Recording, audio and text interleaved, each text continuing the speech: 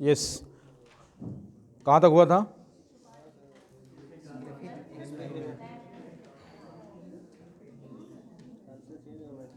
हाँ ठीक है, चर्चा जारी थी DNA as genetic material.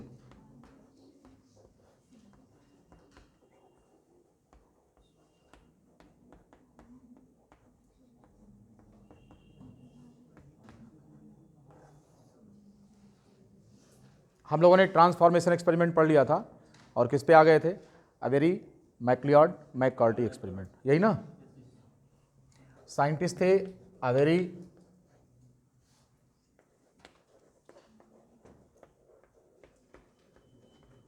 मैक्लियॉड and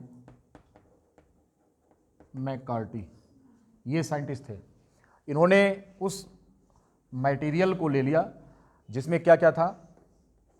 heat killed smooth strain था और लाइव आर स्ट्रेन था। इन्होंने कहा कि मान लेते हैं कि इसमें चलो डीएनए है, आरएनए है और प्रोटीन है, और इस बात को सस्पेक्ट किया जा रहा है कि हो सकता है कि जेनेटिक मटेरियल आरएनए या फिर प्रोटीन भी हो। डीएनए ही क्यों, आरएनए भी हो सकता है और प्रोटीन भी हो सकता है। तो अवेरी मैक्लियॉड मैककार्टी ने इस मटेरियल को लिया और इसमें सबसे पहला काम किया कि इस पर प्रोटीएज अप्लाई कर लिया। प्रोटीएज एंजाइम जब अप्लाई किया तो इसने प्रोटीन को डाइजेस्ट करके इसे डीनेचर कर दिया, राइट? प्रोटीन को क्या कर दिया? इसने डाइजेस्ट कर दिया, क्योंकि आपको पता है कि प्रोटीएज होता क्या चीज़ है? ये प्रोटीएज जो है प्रोटीन डाइजेस्टिंग एंजाइम होता है, ठीक है? तो इसने क्या काम किया? प्रोटीन को डाइजेस्ट कर दिया। जब प्रोटीन को डाइजेस्ट कर दिया तो ये मटेरियल क्या बचा? यहाँ पर क्या हो जाएगा? प्रोटीन डाइजेस्ट हो जाएगा। अब इस मटेरियल में एक्टिव फॉर्म में कौन बचा और कौन बचा? इसका इंजेक्शन दे दिया, इंजेक्टेड इन माइस। रिजल्ट क्या मिला?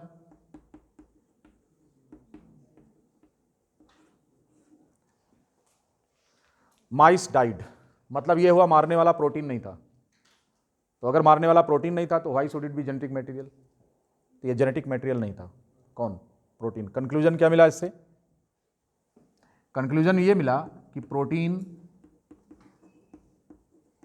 Is not the transforming agent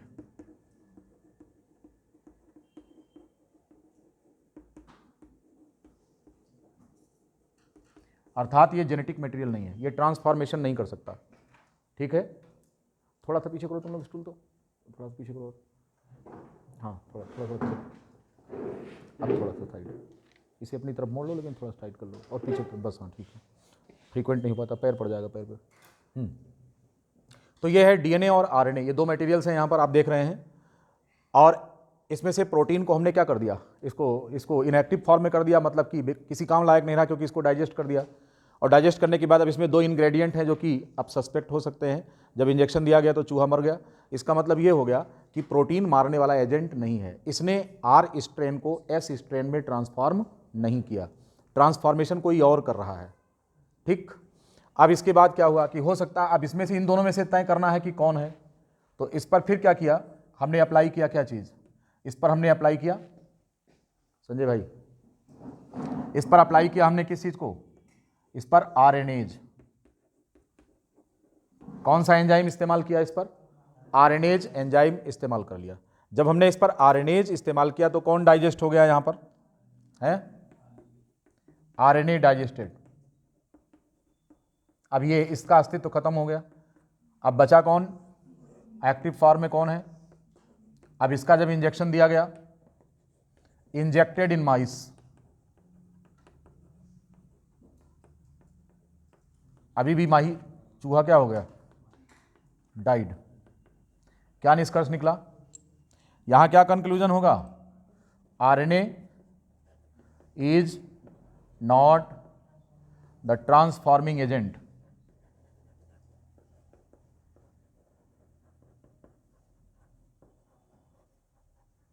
RNA transforming agent नहीं है। RNA is not the genetic material.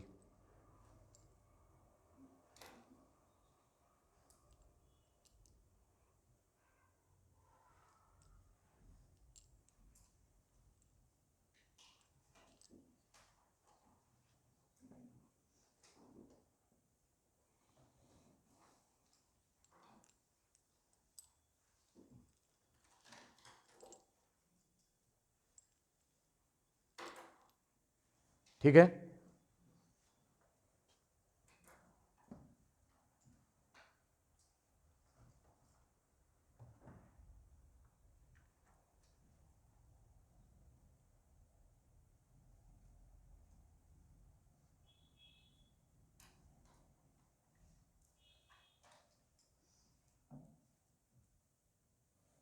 अभी भी हालांकि ये लगभग कंफर्म होने जा रहा है कि डीएनए ही ट्रांसफॉर्मिंग एजेंट है, ये कंफर्म होने जा रहा है कि डीएनए ट्रांसफॉर्मिंग एजेंट है, लेकिन यहाँ ध्यान ये रखना है कि डीएनए ट्रांसफॉर्मिंग एजेंट है भी या नहीं है।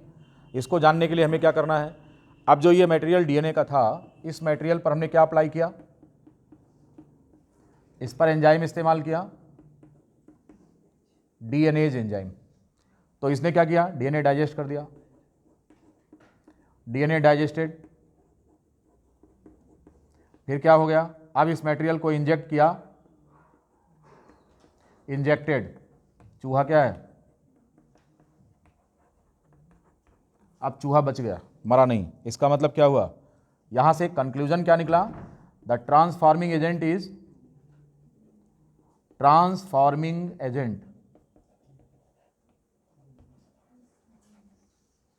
Is the DNA, not RNA. Transforming agent कौन है, डीएनए है। ठीक है, ये कंफर्म हो गया।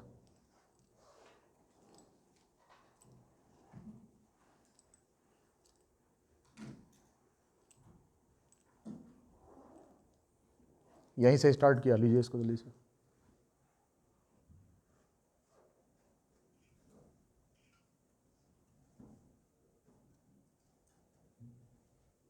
अवेरी मैक्लियॉड मैककार्टी के इस रिप्रेजेंटेशन से ये क्लियर हो गया कि डीएनए ही जेनेटिक मटेरियल है, यही ट्रांसफॉर्म कर रहा है आर स्ट्रेन को, किसमें, एस स्ट्रेन में। तो यहां पर डीएनए ही जेनेटिक मटेरियल है, ये अब कंफर्म हो गया है।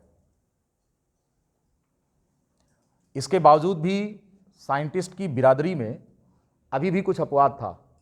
जो पिचाल करने वाले लोग थे, जिनको कुछ काम नहीं करना था, इनको केवल लेग पुलिंग करना था, कहने गए बड़े आए हैं खोजने, चले आए हैं कि डीएनए ही जेनेटिक मटेरियल है, बड़ा आए हैं, मानने के लिए तैयार नहीं है। तो उसके बाद फिर लास्ट एक्सपेरिमेंट हुआ था हर्शे एंड चेज का, और उन्होंने कहा था देख अब की मान ले, नहीं तो सोटा तैयार है ना। हाँ, हम फाइनली अब कंफर्म कर रहे हैं, नहीं तो फिर लट रखा है, होश में रहो, अब अगर नहीं माने तो मार गिरा देंगे, हैं। तो अब जो हर्शे एंड चेज का एक्सपेरिमेंट है उसको हम आपको समझाने चल रहे हैं। That was the last experiment after which this dispute was finally removed.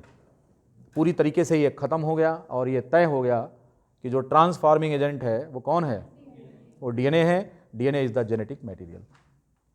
इस एक्सपेरिमेंट को जो अभी लोग नहीं समझ पाए, जो बाद में आए हैं वो समझ लें। यहाँ पे दिखाया गया है कि जो हमने हीट किल्ड एस स्ट्रेन लिया था और लाइव स्ट्रेन आर लिया था, तो इसमें बैक्टीरिया तो डेड थी, लेकिन इसका डीएनए इसकी जो है सेल में पहुंच गया और इसको ट्रांसफॉर्म करके एस स्ट्रेन में चेंज कर दिया। एस स्ट्रेन में चेंज होने से चूहा मरने लगा। अब इन्होंने ये कहा कि 3 मटेरियल हैं जिस पर कि हमें संदेह है, डीएनए भी हो सकता है, आरएनए भी हो सकता है, या फिर प्रोटीन हो सकता है जेनेटिक मटेरियल। तो इसके लिए इन्होंने इस ट्यूब पर अप्लाई किया क्या, प्रोटियोलाइटिक एंजाइम दिया, प्रोटीएज। इसमें प्रोटीन डाइजेस्ट हो गया। फिर इसको जब इंजेक्ट किया गया तो चूहा अभी भी मर रहा था। तो ये निष्कर्ष निकला कि अगर ये प्रोटीन की वजह से मर रहा था तो प्रोटीन को तो हमने इनएक्टिव कर दिया, अब चूहा जिंदा रहना चाहिए, लेकिन चूहा अभी भी मर रहा है। तो चूहा प्रोटीन की वजह से नहीं मर रहा है, बल्कि किसकी वजह से मर रहा है, या तो डीएनए से या फिर आरएनए से। अब हमको ये देखना है इन दोनों में से कौन है। तो इन दोनों में से कौन है ये जानने के लिए हमने आरएनएज एंजाइम अप्लाई कर दिया। अब इसने इस मटेरियल में से आरएनए को क्या कर दिया, इनएक्टिव कर दिया, डाइजेस्ट कर दिया। डाइजेस्ट करने के बाद मटेरियल जो बचा वो डीएनए था। जब इसका इंजेक्शन दिया चूहा अभी भी मर रहा है, इसका मतलब मारने वाला आरएनए नहीं था, ये डीएनए है। फाइनल कंफर्मेशन के लिए इसमें डीएनएज एंजाइम लगाया, डीएनए को डाइजेस्ट कर दिया, अब चूहा जिंदा है। तो मारने वाला था कौन, डीएनए। तो इससे क्या निष्कर्ष निकला कि जो आर स्ट्रेन है उसको एस स्ट्रेन में ट्रांसफॉर्मिंग एजेंट जो है वो कौन है, वो आपका डीएनए है। और यहीं पर कंक्लूजन निकाल लिया गया कि DNA is the genetic material. बात समझ में आ गई सभी को। लेकिन यहाँ पर अभी भी वैज्ञानिकों की एक बिरादरी थी जिन्हें कोई काम नहीं करना था, केवल लेग पुलिंग करना है। कोई आगे बढ़ रहा उसको पीछे खींच लो। तो उनके लिए 3 और बहादुर लोग निकल कर सामने आए, हर्शे एंड चेज, 2 लोग। कहने लगे देख अब ये फाइनल है, और आपकी अगर तुम कहीं कुछ गड़बड़ किए, नहीं माने, तो अब आपको मनाएंगे लठ से, हैं। तो इस डिस्प्यूट को हमेशा के लिए ख़त्म करने के लिए हर्शे एंड चेज एक्सपेरिमेंट था। आइए उसे समझते हैं कि वो क्या चीज़ है। इस पर फिलहाल कोई कन्फ्यूज़न हो तो आप बता सकते हैं। Any question? किसी को? No question.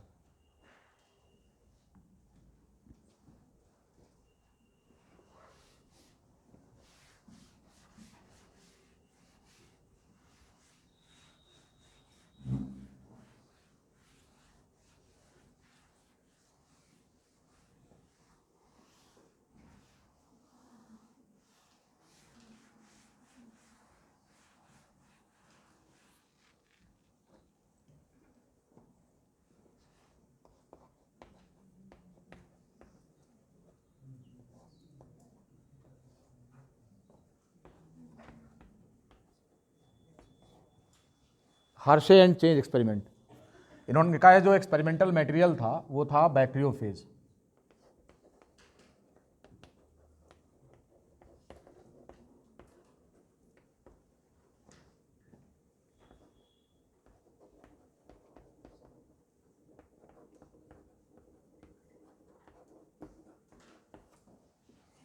बैक्टीरियोफेज एक प्रकार का वायरस होता है। यहाँ पे बैक्टीरियोफेज T2 लिखा गया है। देखिए वायरसेज में जो DNA वायरस होते हैं और जो बैक्टीरिया ई कोलाई में पैरासिटाइज करते हैं उनको हम टी फेज कहते हैं। और इसमें दो सीरीज होती है, टी ऑड और टी इवन। तो जैसे टी ऑड सीरीज और टी इवन में टी इवन कौन है? T2, T4, T6 and T odd series में T3, T5 इस प्रकार से, राइट। तो इस तरीके की व्यवस्था है यहाँ पर, T odd and T even. तो he experimented on the bacteriophage T2 और ये जो है एक प्रकार का वायरस है। It is a kind of virus, it is a kind of virus, एक प्रकार का वायरस है। कैसा वायरस है ये? डबल स्ट्रैंड DNA वायरस है। दैट पैरासिटाइजेज ऑन बैक्टीरिया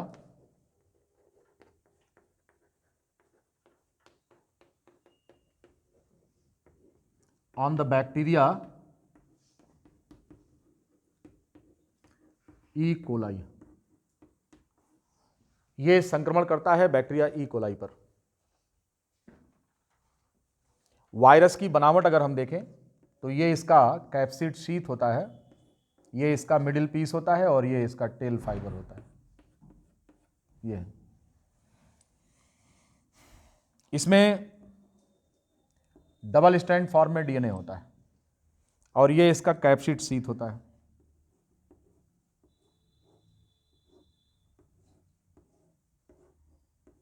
ये है।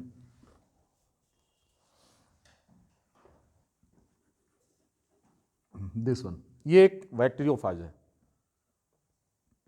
इसमें ये डबल स्ट्रैंड DNA है जो कि इसका जेनेटिक मटेरियल है and this one is capsid sheath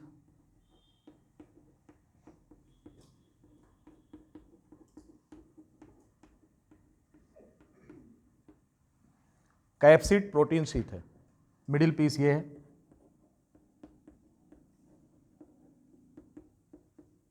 and this one is tail fibre. Tadpole या सिगार शेप होता है स्ट्रक्चर इसका। ये बैक्टीरियोफेज, इसी पर एक्सपेरिमेंट किया हर्शे एंड चेज ने।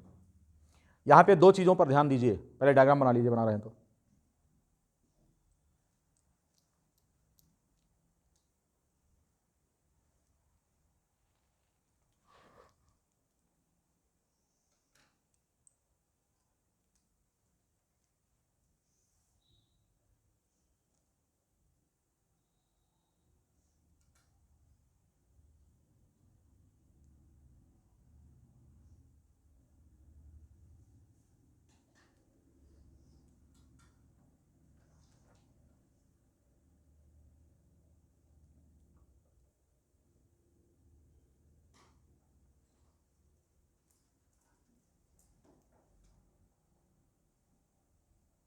हो गया।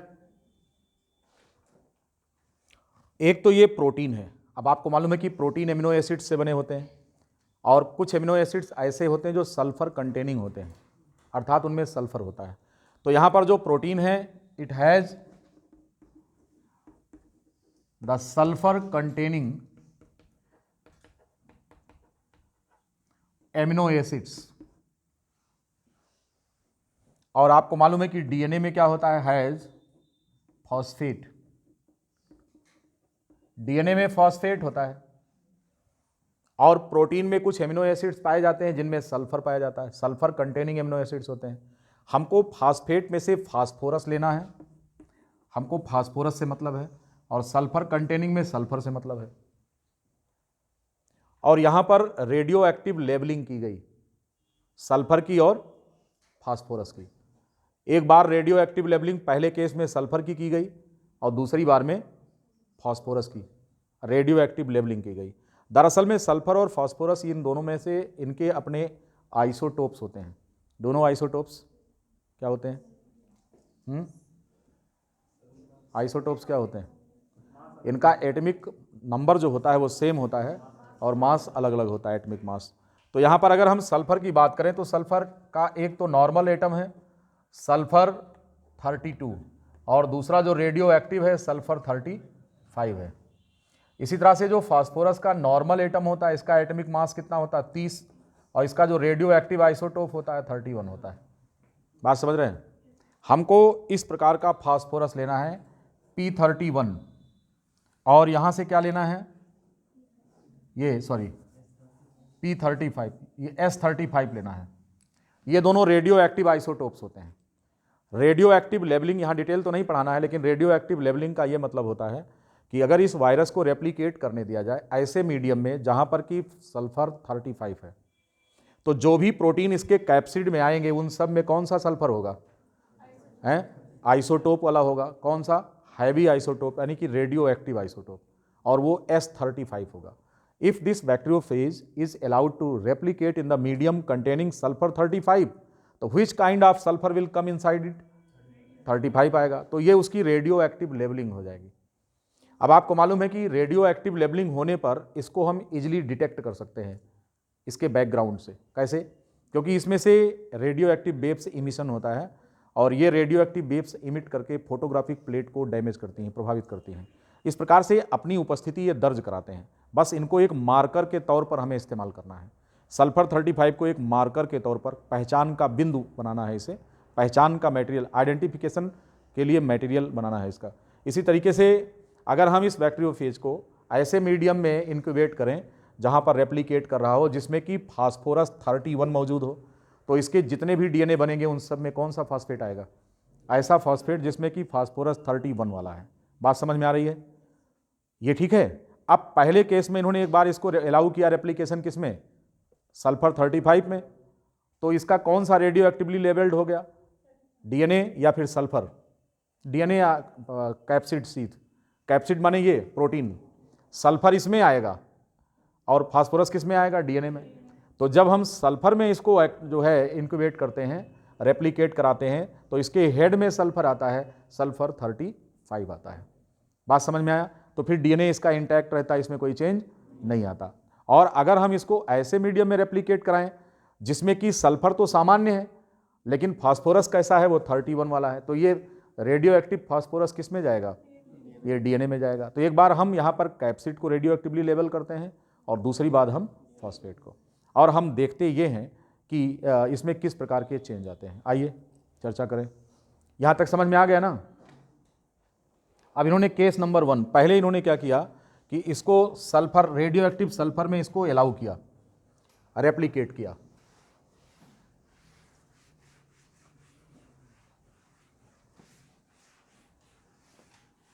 बैक्टीरिया ई कोलाई पर इसका संक्रमण कराया। ये बैक्टीरियल सेल है and this one is the virus. और रेप्लिकेशन किसका कराया गया? आपको मालूम है कि जब वायरस जो होता है ये अपना डीएनए इसमें डाल देगा, वायरस अपना डीएनए इसमें डाल देगा। This one is the viral DNA and this one is the bacterial DNA. This one हम इसको क्या मानेंगे? इसको कहेंगे ये बैक्टीरियल डीएनए है, bacterial DNA. This one is E coli, bacteria है ये वायरल डीएनए है, इंट्रोड्यूस्ड बाय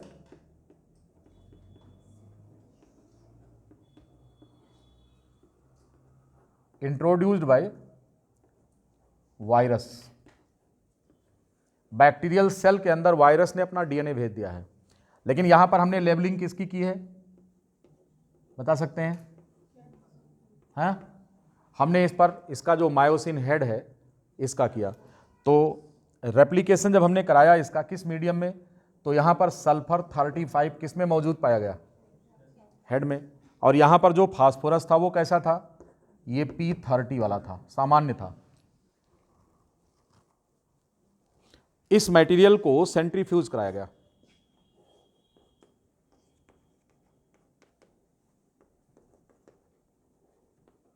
इसको सेंट्रीफ्यूज किया गया। सेंट्रीफ्यूज समझते हैं? सेंट्रीफ्यूज एक रोटेटिंग मशीन होती है जिसके टेस्ट ट्यूब में इसको रखेंगे तो under the effect of centrifugal force जो हैवी मटेरियल्स होते हैं उनकी सेटलिंग जमीन में हो जाती है, मतलब ग्राउंड पे हो जाती है, और जो हल्के मटेरियल होते हैं ऊपर रह जाते हैं। बिल्कुल उसी सिद्धांत पर आधारित है कि जैसे एक टेस्ट ट्यूब में आप मड रख दिए, मड समझ रहे हैं, कीचड़, पानी से सना हुआ, उसको टेस्ट ट्यूब को हिलाइए नहीं, सीधे रख दीजिए, जितना भी उसका डस्ट पार्टिकल होता है सब नीचे बैठ जाएगा, हैवी मटेरियल, और क्लियर वाटर ऊपर हो जाएगा। इसी को हम कहते हैं सेंट्रीफ्यूगेशन।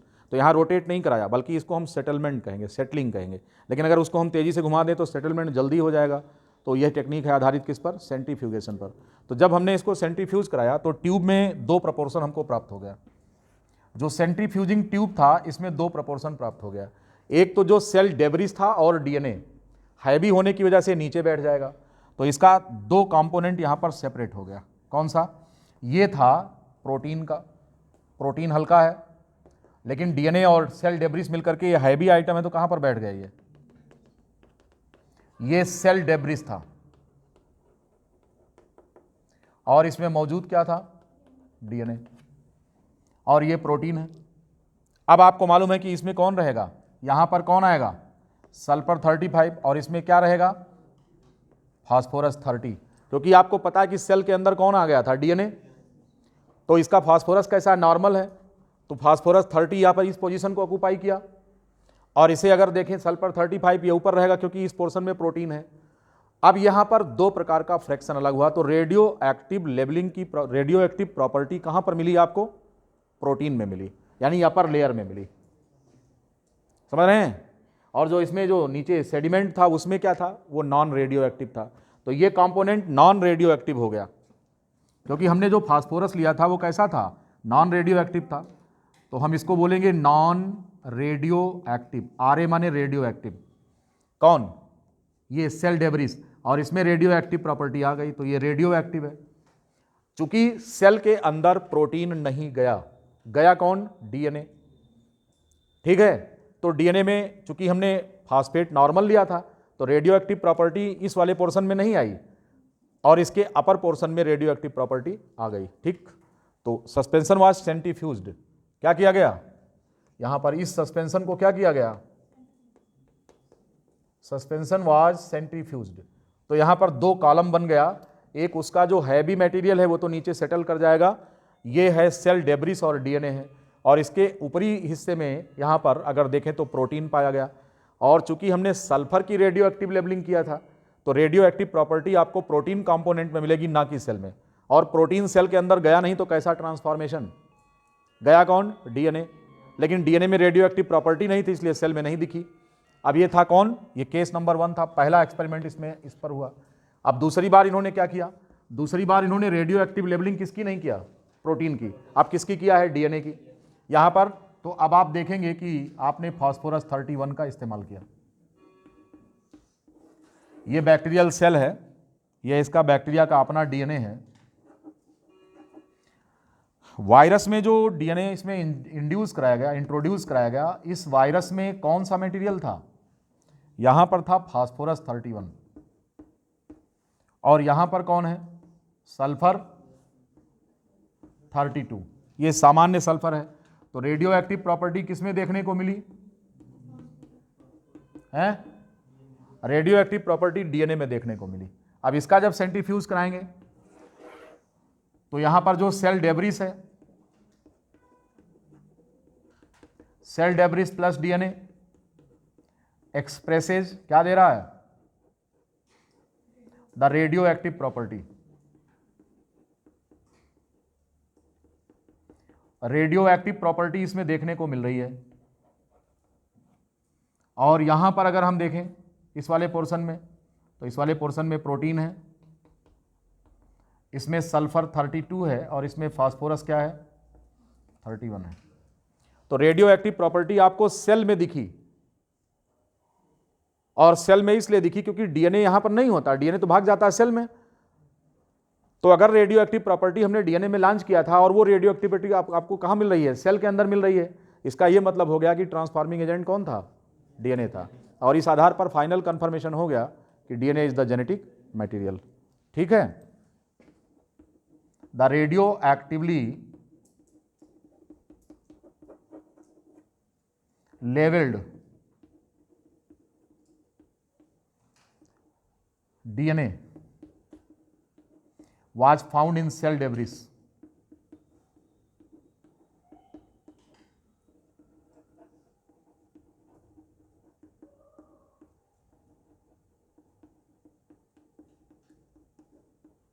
DNA was confirmed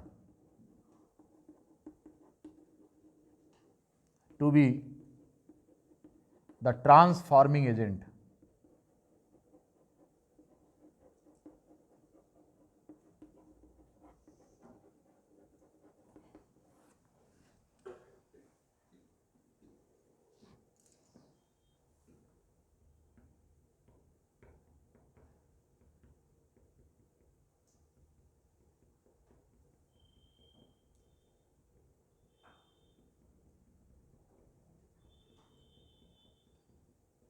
हमारे ख्याल से आपको एक्सपेरिमेंट बहुत अच्छे से समझ में आ गया होगा। कोई सवाल अगर पूछना चाहें तो स्वागत है।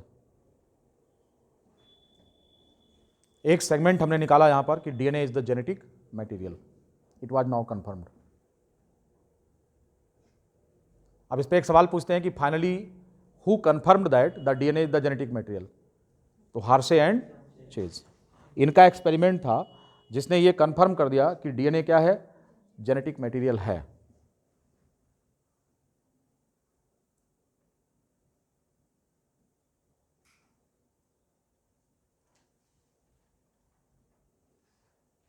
स्कूल गए थे आज? पता चला कुछ?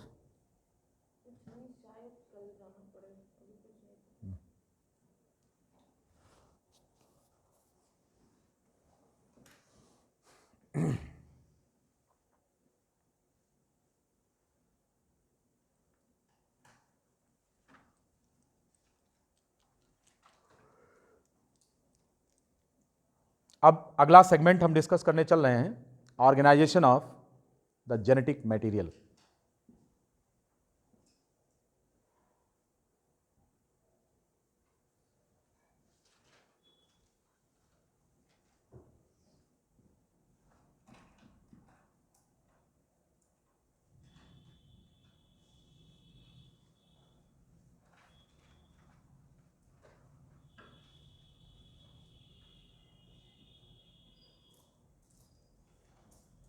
Organisation of genetic material, next.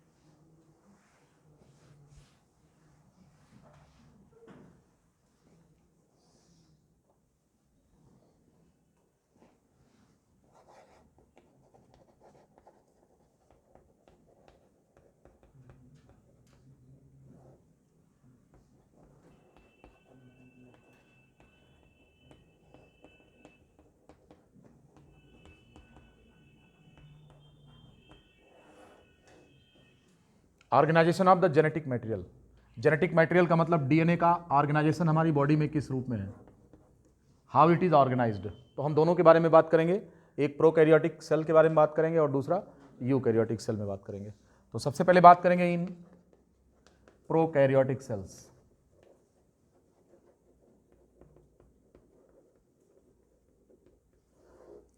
देखिए डीएनए के साथ कुछ खास प्रकार के प्रोटीन्स होते हैं और इनकी बेसिकली दो कैटेगरी होती है। कौन कौन सी? एक होते हैं हिस्टोन प्रोटीन्स और दूसरे होते हैं नॉन हिस्टोन प्रोटीन्स। तो associated to the nucleic acid are found nucleoproteins, लिखेंगे इस चीज को, associated to the nucleic acid are found the nucleoproteins.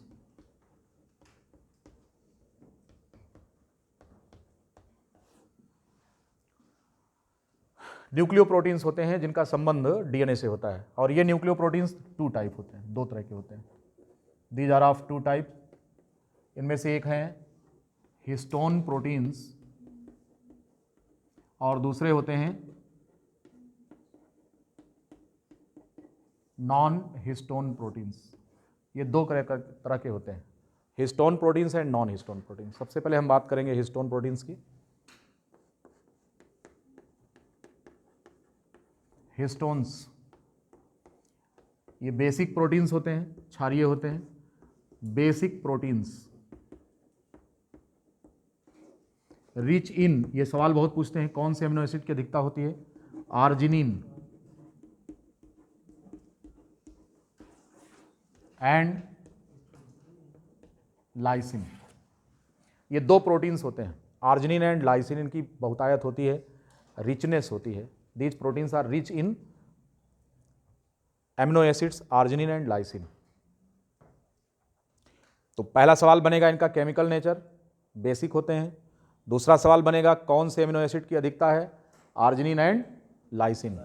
तीसरा सवाल यहां पर बनेगा कि इन पर चार्ज कैसा होता है। तो these carry the positive charge, इनके सरफेस पर कैसा चार्ज होता है? Positive charge over their surface।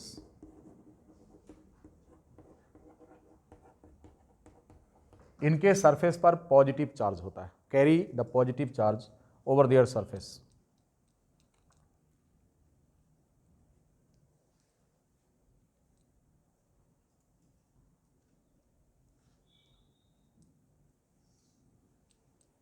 तो these are basic proteins rich in arginine and lysine. Amino acids होते हैं ये, इन amino acids arginine and lysine.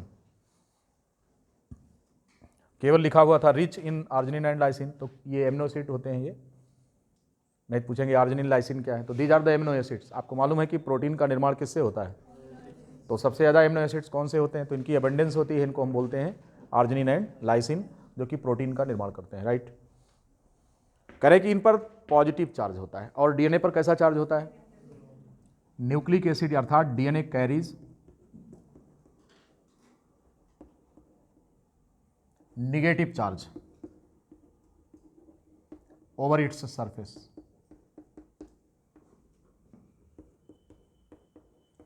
DNA के सरफेस पर चार्ज जो होता है वो निगेटिव चार्ज होता है। हिस्टोन पर पॉजिटिव और डीएनए पर निगेटिव चार्ज होता है।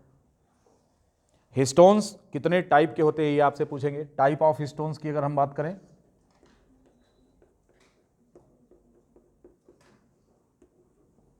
तो ये होते हैं H1, H2A, H2B, H3 and H4। ये 5 प्रकार के हिस्टोन्स पाए जाते हैं। लेकिन ध्यान रहे ये सभी कहां होते हैं? हिस्टोन्स आर एब्सेंट इन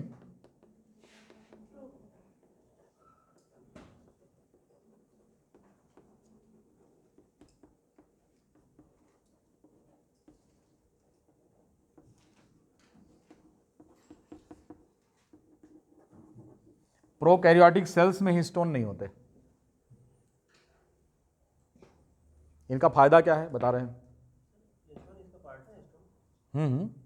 और क्या, H1 न्यूक्लियोसोम का पार्ट नहीं है। हाँ, वहीं आपकी आत्मा भटक रही है। H1 बाहर होता, न्यूक्लियोसोम का हिस्सा नहीं होता। आगे बताएंगे।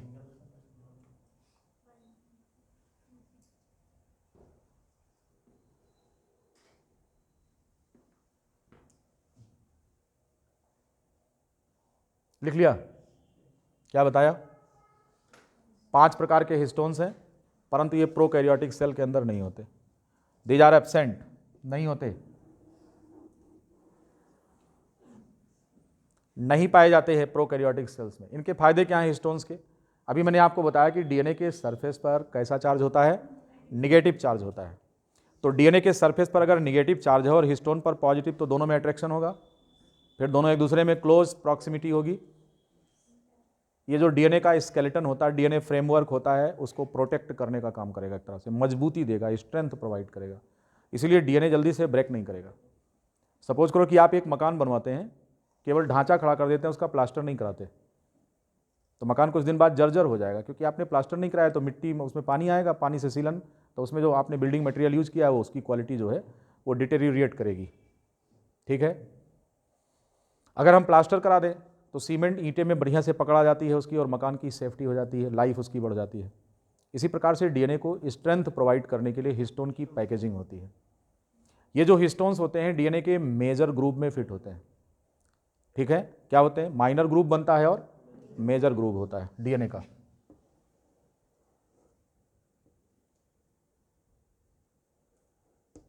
ये इस साइड का, और इधर देखें तो ये कौन है? ये माइनर ग्रुप है, और ये कौन है? मेजर ग्रुप है। तो इस प्रकार से हिस्टोन की पैकेजिंग जो होती है मेजर ग्रुप में होती है, राइट। हिस्टोन किसमें पैक्ड होते हैं? मेजर ग्रुप में होते हैं। किसके? डीएनए के। इस प्रकार की पैकिंग से ये डीएनए को स्ट्रेंथ प्रोवाइड करते हैं, और फिर इनमें जल्दी से ब्रेकेज नहीं होता, क्योंकि आपको पता है कि जो डीएनए है it is your life thread, ये जीवन डोर है। क्या चीज़ है? श्रवण कुमार भाई अलर्ट हो, सीना तानो। हाँ, थोड़ा सा आप कुर्सी तो बैठने में थोड़ा कमर से प्रॉब्लम होती है क्या? अगर हो तो आरामदायक कुर्सी ऊपर से मंगवा दें, ऐसा नहीं है ना? हाँ, तो आराम से बैठना अलर्ट होकर। सर्दी तो नहीं लग रही ज़्यादा?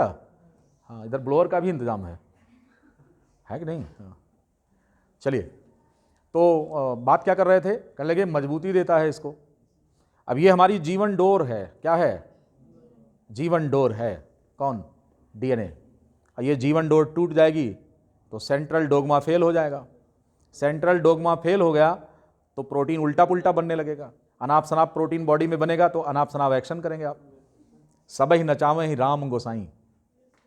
जैसे ही बंदर को आप नचाते हैं ना, डुगडुगी बजाकर डुग डुग डुग डुग करता आया बंदर वाला, तो उसको देखो वो बंदर अपने मालिक के इशारे पर सारा काम करता है। डुग डुग डुग डुग करता आया बंदर वाला, बंदर लाया, बंदर के संग एक बंदरिया, पहनी थी वो लाल घंघरिया, ठुमुक ठुमुक कर नाच दिखाती, मांग मांग कर पैसा लाती। तो बंदरवा देखिए वो अपने मालिक के इशारे से काम करता है? नहीं करता है, क्योंकि उसको सारी चीज़ें पहले से ही बताई गई हैं, फिक्स है, उसको जानकारी है कि हमको इनके इस कहने पर वो क्या करता है, लठ ले लेता है कंधे पर, अपने ससुराल जाने लगता है तो बंदरिया को लाने के लिए तो सिखाते हैं ना, वो देखिए गाँव में बजाने आते हैं, दिखाने आते हैं। तो वो क्या है, दोनों बंदरों को वही नचा रहा है। इसी प्रकार आप कैसे नाच रहे हैं? आपके अपने जेनेटिक मटेरियल के आधार पर नाच रहे हैं। तो आपका जेनेटिक मटेरियल आपको जैसा कहेगा वही करना है। तो इसलिए जेनेटिक मटेरियल बहुत ईमानदार और वफादार होना चाहिए आपके लिए। इसकी वफादारी में जरा सी कमी आने का मतलब म्यूटेशन होता है। Sudden change in the DNA framework results in a huge change in the behaviour. आपका व्यवहार change, gene and behaviour, you know. तो जीन आपके बिहेवियर को गवर्न करता है, और अगर जीन भटकेगा तो बिहेवियर क्या होगा? वो भी भटकेगा, चेंज होगा। तो आपको उल्टा सीधा व्यवहार करने की इच्छा होगी। तो इसलिए ईश्वर न करें कभी किसी का गड़बड़ हो, जेनेटिक मटेरियल आपको, तो इसलिए इसको हम क्या कहते हैं? हम इसे बोलते हैं ये हमारी लाइफ थ्रेड है, जीवन डोर है।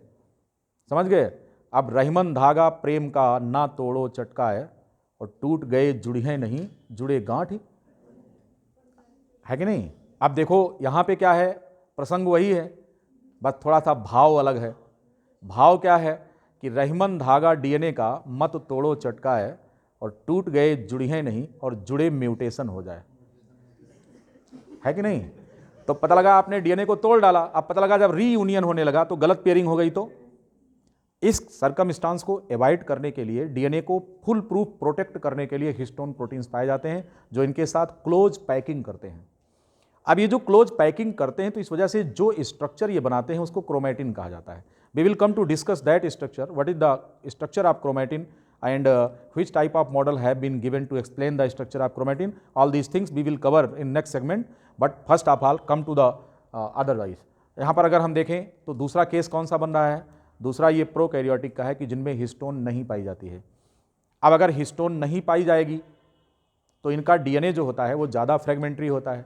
इनका DNA it is more prone towards the mutation, it is easily changed, और यही कारण है कि जो प्रोकैरियोटिक सेल्स होती हैं these have high rate of mutation and within no time these can change their strain due to the sudden change in genetic material. तो यहाँ पर म्यूटेशन के चांस ज़्यादा हैं। किसमें? प्रोकैरियोटिक सेल के अंदर म्यूटेशन के चांस ज़्यादा हैं। क्यों ऐसा है? क्योंकि इनमें हिस्टोन नहीं होता। दूसरा ड्रॉबैक ये है कि प्रोकैरियोटिक सेल में चूंकि हिस्टोन होते नहीं हैं तो इस वास्ते इनका ऑर्गेनाइजेशन क्रोमेटिन के फॉर्म में नहीं होता, यहाँ पर क्रोमेटिन नहीं बनता। हम अभी बात करेंगे कि अगर डीएनए में ये डीएनए क्रोमेटिन नहीं बनाता प्रोकैरियोट में तो क्या बनाता है, इस पर चर्चा करेंगे। परंतु दूसरा जो प्रोटीन है जिसका नाम क्या है? हिस्टोन, नॉन हिस्टोन प्रोटीन, पहले उस पर बात कर लें। तो पहला ग्रुप था हिस्टोन प्रोटीन का और दूसरा ग्रुप कौन है? नॉन हिस्टोन प्रोटीन्स का है। नॉन हिस्टोन प्रोटीन्स प्रो और यूकैरियोट्स दोनों में पाए जाते हैं।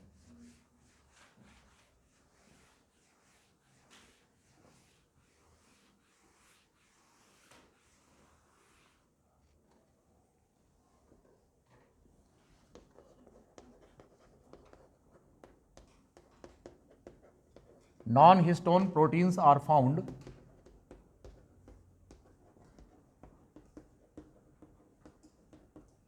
in the pro as well as in eukaryotes both.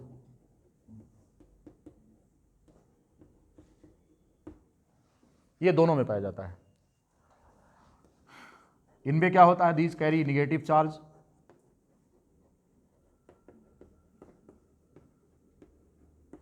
Acidic in nature, अम्लीय होते हैं, and rich in amino acid,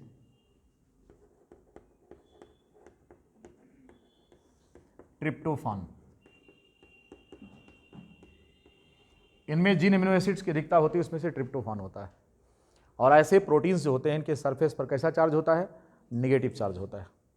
These carry the negative charge found in prokaryotes as well as in eukaryotes both.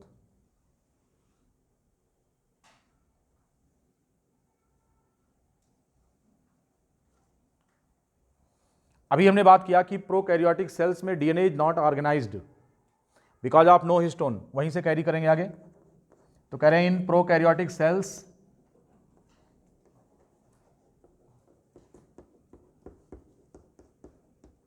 the DNA is not well organized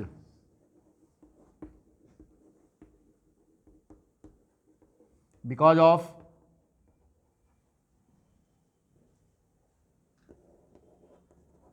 no histone proteins.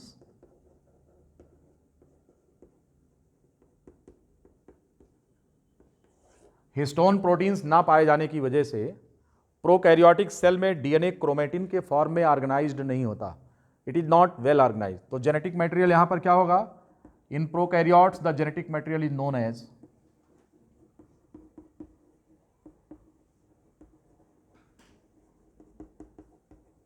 इस genetic material को हम कहते हैं, genetic material is known as nucleoid. क्या नाम होता है इसका? इट इज द न्यूक्लियोइड, या इसी को नाम देते हैं जीनोफोर कहते हैं।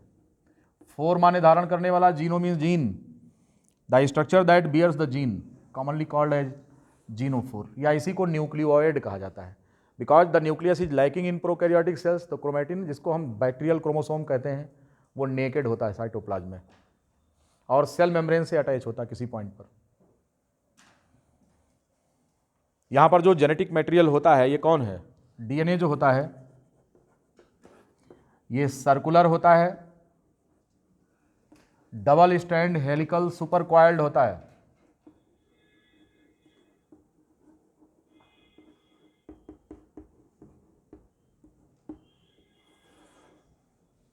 दो जेनेटिक मटेरियल होता है circular, double stranded, helical and super coiled. मान लो कि जैसे ये बैक्टीरियल सेल है सपोज दैट, तो इसका जो जेनेटिक मटेरियल अर्थात न्यूक्लियस क्या नाम है डीएनए होता है वो इस प्रकार से सर्कुलर फॉर्म में होता है और सुपर कॉइल्ड हेलिकल होता है। इसी स्ट्रक्चर को हम न्यूक्लियोइड नाम देते हैं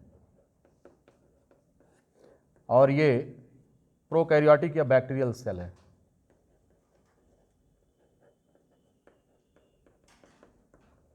प्रोकैरियोटिक सेल।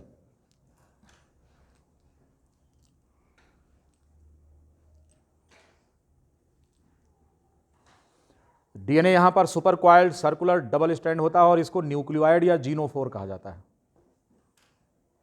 ये क्रोमोसोम के फॉर्म में ऑर्गेनाइज नहीं होता, जबकि यूकैरियोटिक सेल में डीएनए पूरी तरह से वेल ऑर्गेनाइज्ड क्रोमैटिन के फॉर्म में होता है।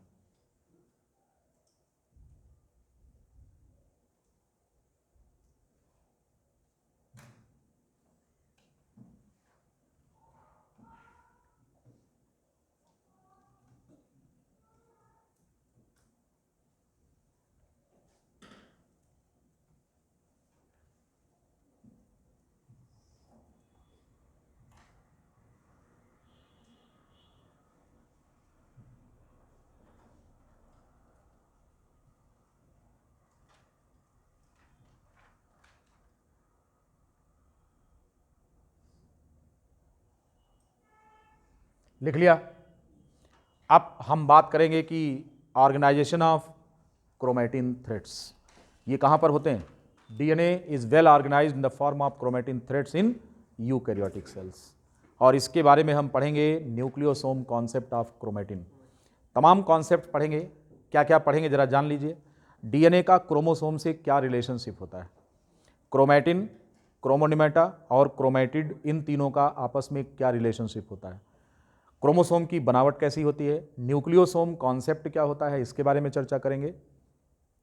इसके बाद हम चर्चा करेंगे कि हमारा क्रोमोसोम का जीन से क्या संबंध है, जीन का एलील से क्या संबंध है, एलील क्रोमोसोम पर कहाँ बैठे हुए हैं।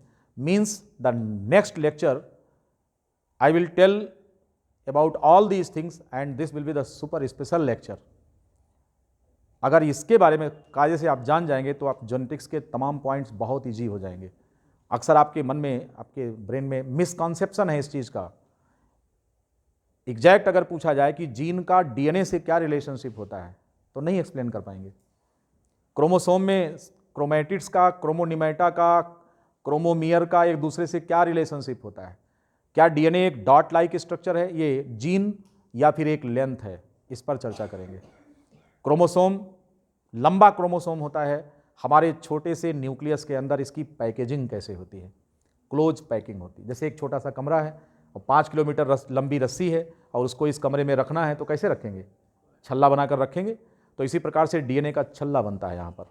इन सारी चीज़ों के बारे में हम चर्चा अपने अगले लेक्चर में करेंगे। बहुत मज़ा आएगा आपको अगले लेक्चर में। यानी कि अब आप जेनेटिक्स की मेन स्ट्रीम में घुसने वाले हैं। हम डीएनए का क्रोमोसोम से रिलेशन इस्टेब्लिश करने वाले हैं। ठीक है, आज के लिए इतना ही।